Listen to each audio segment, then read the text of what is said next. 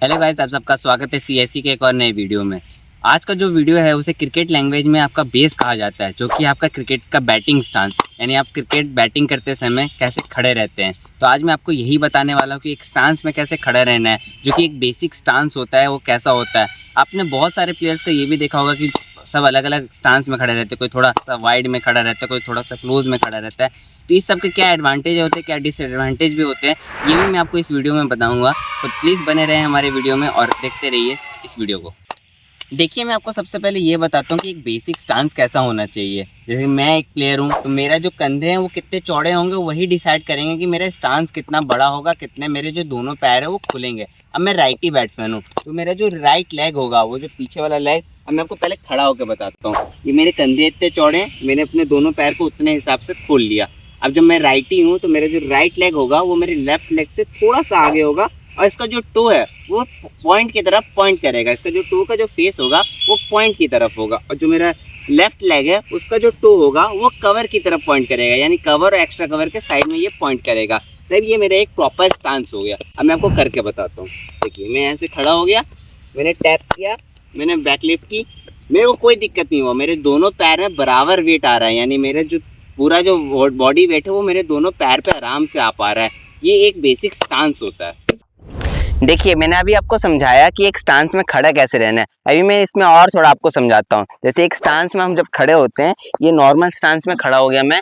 इसमें आपको क्या करना है, आपको जो ये भी देखना है, आपका जो घुटना है वो आपके टो से आगे नहीं जाना चाहिए, ना कि वो इससे सीधा रहना चाहिए। अगर ये आगे चला गया, आपका जो बॉडी वेट है वो पूरा आगे गिर जाएगा, और आपका जो ये सीधा रह गया तो आप हिल नहीं पाइएगा। देखिए, मैं करके बताता हूँ। अगर देखिए ये आगे रह गया तो मैं आगे, पहले मेरा घुटना जा रहा है टो से पहले, और अगर ये सीधा है तो मैं कहीं हिल नहीं पा रहा हूँ, मैं आउट हो जाऊंगा इससे।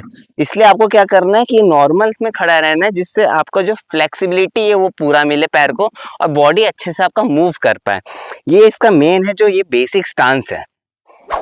जैसा कि मैंने आपको वीडियो की स्टार्टिंग में बताया था कि अलग अलग स्टांस के बारे में मैं आपको बताऊंगा कि उसके क्या एडवांटेज होते हैं, क्या डिसएडवांटेजेस होते हैं। जैसे कि आपने स्टीव स्मिथ को देखा होगा, वो थोड़े क्लोज स्टांस से खेलते हैं, या हार्दिक पांड्या या वेस्ट इंडीज को कोई और प्लेयर थोड़े से वाइड स्टांस में खेलना पसंद करते हैं। तो इसका क्या एडवांटेज है, क्या डिसएडवांटेज है, चलिए हम देखते हैं।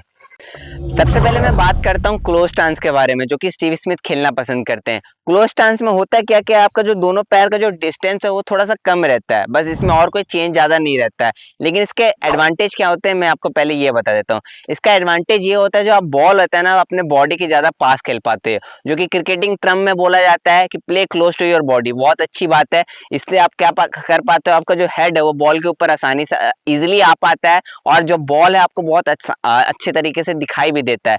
तो इसका ये एडवांटेज होता है। लेकिन जो इसका डिसएडवांटेज है वो भी मैं आपको बता देता हूँ। इसका डिसएडवांटेज ये है कि जब आप पैर क्लोज करके खड़े रहते हो ना, तो जब ये जो लेंथ बॉल होती है या जो ड्राइव की बॉल होती है, उसके लिए आपको ज्यादा रीच करना पड़ जाता है। ये पैर है जो शरीर से ज्यादा दूर जाता है। इससे क्या होता है, जो शॉट्स में वो पावर नहीं लग पाता है, आपको मतलब लंबे लंबे छक्के जब मारने होते हैं, सिक्सेस जब मारने होते हैं, तो वो ज्यादा जल्दी लग नहीं पाते, क्योंकि इस स्टांस में दिक्कत क्या हो पाता है कि ना, जब आपका पैर शरीर से दूर जाता है तो आपका जो पावर है वो कहीं ना कहीं स्प्लिट हो जाता है, तो वो सही से बॉल के पीछे लग नहीं पाता है। तो ये इस स्टांस का एक डिसएडवांटेज भी है।